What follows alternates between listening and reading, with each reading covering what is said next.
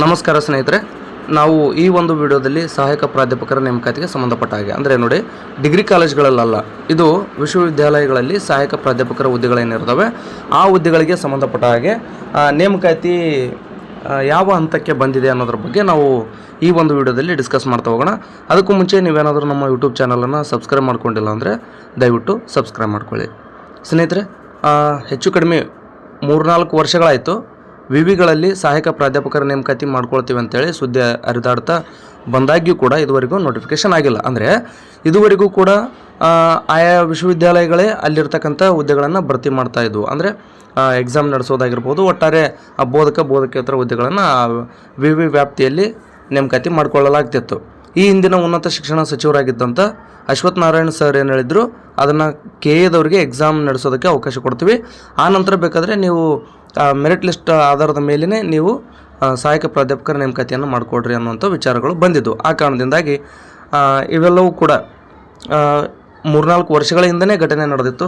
ಆದಾಗ್ಯೂ ಕೂಡ ಇದುವರೆಗೂ ಕೂಡ ನೋಟಿಫಿಕೇಷನ್ ಆಗಿಲ್ಲ. ಬಟ್ ಈಗ ಯಾವ ಹಂತಕ್ಕೆ ಬಂದಿದೆ ಅನ್ನೋದ್ರ ಬಗ್ಗೆ ನಾವು ಈ ಒಂದು ವಿಡಿಯೋದಲ್ಲಿ ನೋಡ್ತಾ ಹೋಗೋಣ.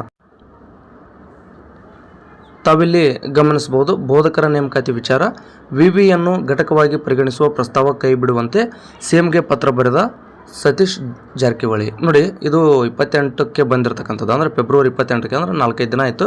ಬಟ್ ಇದರ ಕುರಿತು ನಾನು ನಿಮಗೆ ಮಾಹಿತಿ ನೀಡಬೇಕು ಅಂತೇಳಿ ಅಂದ್ಕೊಂಡಿದ್ದೆ. ಬಟ್ ಒಂದು 3-4 ದಿನಗಳ ಕಾಲ ಸಮಯ ಸಿಕ್ಕಿರಲಿಲ್ಲ. ಲೇಟ್ ಆದರೂ ಪರವಾಗಿಲ್ಲ, ಬಟ್ ನಿಮಗೆ ಮಾಹಿತಿಯನ್ನು ನೀಡಬೇಕು ಅನ್ನೋಂಥ ಉದ್ದೇಶದಿಂದ ಈ ಒಂದು ವಿಡಿಯೋನ ಮಾಡ್ತಿರ್ತಕ್ಕಂಥದ್ದು. ಇಲ್ಲಿರ್ತಕ್ಕಂಥ ಸ್ವಲ್ಪ ವಿಚಾರವನ್ನು ನಾನು ಹೇಳ್ತೀನಿ, ತಾವು ನೋಡಿ. ಬೋಧಕರ ನೇಮಕಾತಿ ವಿಚಾರವಾಗಿ ವಿಶ್ವವಿದ್ಯಾಲಯವನ್ನು ಒಂದು ಘಟಕವೆಂದು ಪರಿಗಣಿಸಬೇಕು ಎಂದು ಸಚಿವ ಸಂಪುಟದ ಉಪಸಮಿತಿಯು ಶಿಫಾರಸು ಮಾಡಿತ್ತು. ಈ ಪ್ರಸ್ತಾವವನ್ನು ಕೈ ಬಿಡಬೇಕು ಅಂತೇಳಿ ಲೋಕೋಪಯೋಗಿ ಸಚಿವರಾದಂಥ ಸತೀಶ್ ಜಾರಕಿಹೊಳಿ ಅವರು ಮುಖ್ಯಮಂತ್ರಿ ಸಿದ್ದರಾಮಯ್ಯ ಅವರಿಗೆ ಪತ್ರ ಬರೆದಿರ್ತಕ್ಕಂಥದ್ದು, ಅಂದರೆ ಬೋಧಕರ ನೇಮಕಾತಿ ವಿಚಾರವಾಗಿ. ಸೊ ಅದೇನೇ ಇರಲಿ, ಇಲ್ಲಿ ಇರ್ತಕ್ಕಂಥ ವಿಚಾರ ಏನಂದರೆ ನೋಡಿ, ನಿಯಮಾವಳಿಗಳನ್ವಯ ಪ್ರಸ್ತುತ ವಿಶ್ವವಿದ್ಯಾಲಯದಲ್ಲಿ ವಿಭಾಗವಾರು ಹುದ್ದೆಗಳಿಗೆ ಸಂಬಂಧಿಸಿದಂತೆ ಪ್ರತಿ ವಿಷಯದಲ್ಲೂ ಕನಿಷ್ಠ 4 ಹುದ್ದೆಗಳು ಸಹಾಯಕ ಪ್ರಾಧ್ಯಾಪಕರ ಹುದ್ದೆಗಳನ್ನು ಭರ್ತಿ ಮಾಡಿದ್ದಲ್ಲಿ ತಲಾ ಒಂದು ವಿಭಾಗಕ್ಕೆ 1 ಹುದ್ದೆಯು ಪರಿಶಿಷ್ಟ ಪಂಗಡಕ್ಕೆ ಲಭ್ಯವಾಗುತ್ತದೆ.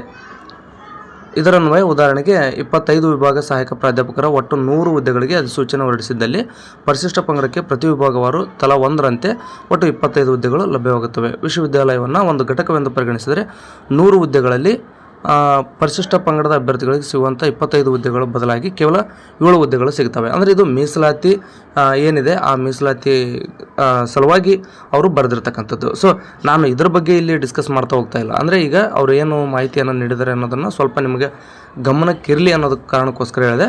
ಬಟ್ ಈ ಒಂದು ವಿಚಾರ ನೋಡಿ, ಅಂದರೆ ಇಲ್ಲಿ ಮುಖ್ಯಮಂತ್ರಿಗಳಿಗೆ ಸಚಿವರು ಪತ್ರವನ್ನು ಬರೆದಿದ್ದಾರೆ ಅಂತಂದರೆ ಅದರ ಅರ್ಥ ಏನು, ನೇಮಕಾತಿಗೆ ಸಿದ್ಧತೆ ನಡೆದಿದೆ ಅಂತ ಅರ್ಥ. ಅಂದರೆ ವಿಶ್ವವಿದ್ಯಾಲಯಗಳಲ್ಲಿ ಸಹಾಯಕ ಪ್ರಾಧ್ಯಾಪಕರ ಹುದ್ದೆಗಳಿಗೆ ನೇಮಕಾತಿ ಪ್ರಾರಂಭ ಆಗಿರ್ಬೋದು. ಆ ಕಾರಣದಿಂದಾಗಿ ಇಲ್ಲಿ ಅಂದರೆ ST ಅಭ್ಯರ್ಥಿಗಳಿಗೆ, ಪರಿಶಿಷ್ಟ ಪಂಗಡದ ಅಭ್ಯರ್ಥಿಗಳಿಗೆ ಒಂದು ಘಟಕ ಅಂತೇಳಿ, ಅಂದರೆ ವಿಶ್ವವಿದ್ಯಾಲಯವನ್ನು ಒಂದು ಘಟಕ ಅಂತೇಳಿ ಪರಿಗಣಿಸಬಾರ್ದು ಅಂತೇಳಿ ಅವರು ಹೇಳಿರ್ತಕ್ಕಂಥದ್ದು. ಸೊ ಅದೇನೇ ಇರಲಿ, ಅವೆಲ್ಲ ಆಡಳಿತಾತ್ಮಕ ವಿಚಾರ, ನಾವು ಅದ್ರ ಬಗ್ಗೆ ಇದರಲ್ಲಿ ಡಿಸ್ಕಸ್ ಮಾಡ್ತಾ ಹೋಗೋದು ಬೇಡ.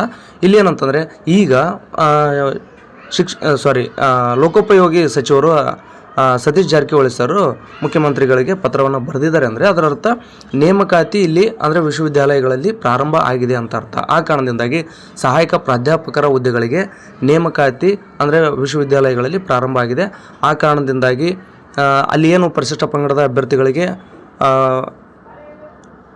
ಮೀಸಲಾತಿ ಸಿಗಬೇಕಾಗಿತ್ತು, ಅಂದರೆ ಈ ವಿಶ್ವವಿದ್ಯಾಲಯಗಳಲ್ಲಿ ಆಯಾ ಬೇರೆ ಬೇರೆ ವಿಶ್ವವಿದ್ಯಾಲಯಗಳಲ್ಲಿ ಅದಕ್ಕೆ ಸಂಬಂಧಪಟ್ಟಂತೆ ಅವರು ಮುಖ್ಯಮಂತ್ರಿಗಳಿಗೆ ಪತ್ರವನ್ನು ಬರೆದಿದ್ದಾರೆ. ಆ ಕಾರಣದಿಂದಾಗಿ ಇಲ್ಲಿ ಒಟ್ಟಾರೆ ನಮಗೆ ಇರತಕ್ಕಂಥದ್ದು ಖುಷಿ ವಿಚಾರ ಏನು ಅಂತಂದರೆ, ಇದು ಏನಾಗುತ್ತೆ ಆಗಲಿ, ಅಂದರೆ ಪರಿಶಿಷ್ಟ ಪಂಗಡದ ವಿದ್ಯಾರ್ಥಿಗಳಿಗೆ ಅಂತಲ್ಲ, ಒಟ್ಟಾರೆ ಅದು ಅವ್ರ ಬೇಡಿಕೆ ಏನಿದೆ ಅದು ಆಡಳಿತಾತ್ಮಕ ಕಾರಣ, ಅದು ಅವರಿಗೆ ಬಿಟ್ಟಿರ್ತಕ್ಕಂಥದ್ದು. ನಾವು ಈ ಒಂದು ವಿಡಿಯೋದಲ್ಲಿ ವಿಚಾರ ಮಾಡೋದು ಮತ್ತು ನೀವುಗಳು ತಿಳ್ಕೊಬೇಕಾಗಿರೋದು ಏನಂತಂದರೆ, ಈಗ ಅವರು ಈ ಪತ್ರವನ್ನು ಬರೆದಿದ್ದಾರೆ ಅಂದರೆ ಅದರ ಅರ್ಥ ವಿಶ್ವವಿದ್ಯಾಲಯಗಳಲ್ಲಿ ಸಹಾಯಕ ಪ್ರಾಧ್ಯಾಪಕರ ನೇಮಕಾತಿಯ ಪ್ರೊಸೆಸ್ ಸ್ಟಾರ್ಟ್ ಆಗಿದೆ ಅಂತ ಅರ್ಥ. ಆ ಕಾರಣದಿಂದಾಗಿ ಅವು ಎಷ್ಟೆಷ್ಟು ಹುದ್ದೆಗಳು ಏನು ಅಂತಕ್ಕಂಥದ್ದು ನೋಟಿಫಿಕೇಷನ್ ಆದಾಗ ಗೊತ್ತಾಗುತ್ತೆ. ಎಕ್ಸಾಮ್ನ ಅಂದರೆ ಒಂದು ನೋಡಿ, ವಿಶ್ವವಿದ್ಯಾಲಯ ಅಂದರೆ ಒಂದು ಸ್ವಾಯತ್ತ ಘಟಕ, ಅದು ಸ್ವಾಯತ್ತ ಸಂಸ್ಥೆ. ಅಂದರೆ ಅಲ್ಲಿರ್ತಕ್ಕಂಥ ನೇಮಕಾತಿಗಳಿಗೆ ಅವರೇ ಹುದ್ದೆಗಳನ್ನು ಭರ್ತಿ ಮಾಡ್ಕೊಳ್ತಾ ಇದ್ರು. ಅಂದರೆ ಹುದ್ದೆಗಳಿಗೆ ಈಗೇನಾಗಿದೆ, ಈ ಹಿಂದಿನ ಸರ್ಕಾರದಲ್ಲಿ ಕೆ ಎದವರು ಎಕ್ಸಾಮ್ ನಡೆಸ್ತಾರೆ, ಬಟ್ ನೀವೇ ಅದನ್ನು ನೇಮಕಾತಿ ಮಾಡಿಕೊಡ್ರಿ ಅಂತ ಹೇಳಿದರೆ. ಸೊ ಅದು ಏನೆಲ್ಲ ಬೆಳವಣಿಗೆಗಳಾಗ್ತವೆ ಮುಂದೆ ನೋಟಿಫಿಕೇಷನ್ ಆದಾಗ ಗೊತ್ತಾಗುತ್ತೆ.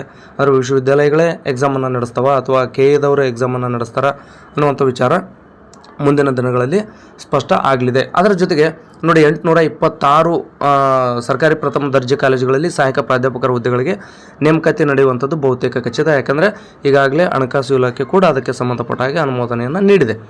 ಈಗ 826ಕ್ಕೆ ನೀವು ಒಬ್ಬ ಹಿಸ್ಟ್ರಿ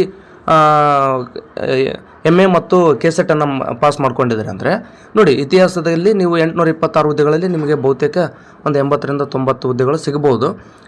ಹಾಗಾದರೆ ನಿಮಗೆ ಸಿಗ್ತಕ್ಕಂಥ 80-90 100 ಹುದ್ದೆಗಳಿದ್ದಾವೆ ಅನಿಸುತ್ತೆ. ನೋಡೋಣ, ಹೆಚ್ಚು ಕಡಿಮೆ ಒಂದು 100 ಹುದ್ದೆಗಳು ನಿಮ್ಗೆ ಸಿಗ್ತಾವಂದರೆ ನೀವು 100 ಹುದ್ದೆಗಳಿಗೆ ಏನು ಪ್ರಿಪೇರ್ ಆಗ್ತಿರಲ್ಲ ಅದು ಈ ಒಂದು ವಿಶ್ವವಿದ್ಯಾಲಯಗಳಲ್ಲಿಯೂ ಕೂಡ ನೀವು ಅದಕ್ಕೆ ಓದಂತಾಗುತ್ತೆ. ಅಂದರೆ 2 ಸಿಲೆಬಸ್ ಸೇಮ್ ಇರುತ್ತೆ ಮತ್ತು ನಡೆಸುವಂಥದ್ದು ಕೂಡ ಒಂದು ವೇಳೆ ಕೆ ಎದವರೇ ಎಕ್ಸಾಮನ್ನು ನಡೆಸಿದ್ದಾರೆ ಅಂತಂದರೆ ಬಹುತೇಕ ಸಿಲೆಬಸ್ ಕೂಡ ಸೇಮ್ ಇರುತ್ತೆ, ಅದೇ ಸಬ್ಜೆಕ್ಟೇ ಇರುತ್ತೆ. ಸೊ ಇಲ್ಲಿ ಏನೂ ವ್ಯತ್ಯಾಸ ಆಗೋದಿಲ್ಲ. ವ್ಯತ್ಯಾಸ ಇರತಕ್ಕಂಥದ್ದೇನು, 826 ಹುದ್ದೆಗಳಿಗೆ ಏನು ಅಸಿಸ್ಟೆಂಟ್ ಪ್ರೊಫೆಸರ್ ನೇಮಕಾತಿ ನಡೆಯುತ್ತೆ, ಇದರಲ್ಲಿ ನೀವು ಪಾಸಾದರೆ ಸರ್ಕಾರಿ ಪ್ರಥಮ ದರ್ಜೆ ಕಾಲೇಜುಗಳಲ್ಲಿ ನೀವು ಸಹಾಯಕ ಪ್ರಾಧ್ಯಾಪಕರಾಗ್ತೀರಿ. ವಿಶ್ವವಿದ್ಯಾಲಯಗಳಲ್ಲಿ ನೋಟಿಫಿಕೇಷನ್ ಆಯಿತು ಅಂತಂದರೆ ನೀವು ಆಯಾ ವಿಶ್ವವಿದ್ಯಾಲಯಗಳಲ್ಲಿಯೇ ಸಹಾಯಕ ಪ್ರಾಧ್ಯಾಪಕರಾಗಿ ಕೆಲಸವನ್ನು ಮಾಡ್ತೀರಿ. ಅಂದರೆ ಒಟ್ಟಾರೆಯಾಗಿ ಇರ್ತಕ್ಕಂಥ ಹುದ್ದೆ ಸೇಮ್, ಅಂದರೆ ಅಲ್ಲಿಯೂ ಕೂಡ ಅಂದರೆ ವಿಶ್ವವಿದ್ಯಾಲಯಗಳಲ್ಲಿಯೂ ಕೂಡ ಸಹಾಯಕ ಪ್ರಾಧ್ಯಾಪಕರೇ, ಹಾಗೆಯೇ ಸರ್ಕಾರಿ ಪ್ರಥಮ ದರ್ಜೆ ಕಾಲೇಜುಗಳಲ್ಲಿಯೂ ಕೂಡ ಸಹಾಯಕ ಪ್ರಾಧ್ಯಾಪಕರೇ. ಅದರಲ್ಲಿ ಯಾವುದೇ ವ್ಯತ್ಯಾಸ ಇಲ್ಲ. ವ್ಯತ್ಯಾಸ ಏನಂದರೆ ಡಿಗ್ರಿ ಕಾಲೇಜು ಮತ್ತು ಯೂನಿವರ್ಸಿಟಿ, ಅಂದರೆ ಎಲ್ಲಿ ನೀವು ನೇಮಕ ಆಗ್ತೀರಿ ಅಲ್ಲಿ ನೀವು ಕಾರ್ಯವನ್ನು ನಿರ್ವಹಿಸಬೇಕಾಗುತ್ತೆ. ಆ ಕಾರಣದಿಂದಾಗಿ ನೋಡಿ, ಒಂದೇ ಕಲ್ಲಿಗೆ 2 ಹಕ್ಕಿ ಅಂತಾರಲ್ಲ, ಆ ರೀತಿಯಾಗಿ ಒಂದೇ ಟೈಮ್ಗೆ 2 ನೋಟಿಫಿಕೇಷನ್ಗಳಾಗ್ತಕ್ಕಂಥ ಚಾನ್ಸಸ್ ಇರೋದರಿಂದ ಆದಷ್ಟು ಬೇಗನೆ ನೀವು ನಿಮ್ಮ ಒಂದು ಸಿಲೆಬಸ್ನ ಕವರ್ ಮಾಡ್ಕೊಳ್ಳೋದಕ್ಕೆ ಸ್ಟಾರ್ಟ್ ಮಾಡಿ. ನೋಡಿ, ವಿಶ್ವವಿದ್ಯಾಲಯ ಆಗಿರ್ಬೋದು, ಡಿಗ್ರಿ ಕಾಲೇಜ್ ಆಗಿರ್ಬೋದು, ನೀವು ಹಿಸ್ಟ್ರಿ ಲೆಕ್ಚರ್ ಅಂದರೆ ಅದು ಹಿಸ್ಟ್ರಿನೇ ಬರುತ್ತೆ, ಮತ್ತು ಇನ್ನೊಂದು ಕೇಳೋದಕ್ಕೆ ಚಾನ್ಸ್ ಇಲ್ಲ. ಆ ಕಾರಣದಿಂದಾಗಿ ಇಂಥ ಅವಕಾಶವನ್ನು ಮಿಸ್ ಮಾಡ್ಕೊಳಕ್ಕೆ ಹೋಗಬೇಡಿ. ಡಿಗ್ರಿ ಕಾಲೇಜ್ಗಳಲ್ಲಿ 826 ಮತ್ತು ಯೂನಿವರ್ಸಿಟಿಗಳಲ್ಲಿ ಸಾಕಷ್ಟು ಇದ್ದಾವೆ. ಯಾಕಂದರೆ ರಾಜ್ಯಾದ್ಯಂತ ಹಲವಾರು ಯೂನಿವರ್ಸಿಟಿಗಳಿವೆ. ಅಲ್ಲಿ ಹಲವಾರು ವರ್ಷಗಳೇ ಆಯಿತು ಅಂದರೆ ನೇಮಕಾತಿಯನ್ನು ನಡೆದಿಲ್ಲ. ಅಲ್ಲಿರ್ತಕ್ಕಂಥ ಹುದ್ದೆಗಳಿಗೆ ನೋಟಿಫಿಕೇಷನ್ ಆದವು ಅಂತಂದರೆ ದೊಡ್ಡ ಪ್ರಮಾಣದ ಸಹಾಯಕ ಪ್ರಾಧ್ಯಾಪಕರ ನೇಮಕಾತಿ ಆಗುತ್ತೆ. ಆ ಕಾರಣದಿಂದಾಗಿ ಇಂಥ ಒಂದು ಅವಕಾಶವನ್ನು ಮಿಸ್ ಮಾಡ್ಕೊಳ್ಳದೆ ಅದೆಲ್ಲವನ್ನು ಕೂಡ ನೀವು ಸದುಪಯೋಗ ಪಡ್ಕೊಡ್ರಿ ಅಂತೇಳಿ ಈ ಒಂದು ವಿಡಿಯೋನ ಮುಗಿಸ್ತಾ ಇದ್ದೀನಿ. ನಿಮಗೇನಾದರೂ ಡೌಟ್ ಇದ್ದರೆ ಕಾಮೆಂಟ್ ಬಾಕ್ಸ್ ಅಂತೂ ಓಪನ್ ಇದ್ದೇ ಇರುತ್ತೆ, ನೀವು ಕಮೆಂಟ್ ಮಾಡಿ. ನಿಮ್ಮ ಪ್ರಶ್ನೆಗೆ ನಾನು ಉತ್ತರಿಸುವಂಥ ಪ್ರಯತ್ನವನ್ನು ಮಾಡ್ತೀನಿ. ಸ್ನೇಹಿತರೆ, ನಿಮ್ಮಿಂದ ನಾನು ಬಯಸೋದು ಒಂದೇ, ನಮ್ಮ ಯೂಟ್ಯೂಬ್ ಚಾನಲನ್ನು ಸಬ್ಸ್ಕ್ರೈಬ್ ಮಾಡ್ಕೊಳ್ಳಿ ದಯವಿಟ್ಟು. ವಿಡಿಯೋ ನೋಡೋದಕ್ಕಾಗಿ ತಮ್ಮೆಲ್ಲರಿಗೂ ಧನ್ಯವಾದಗಳು.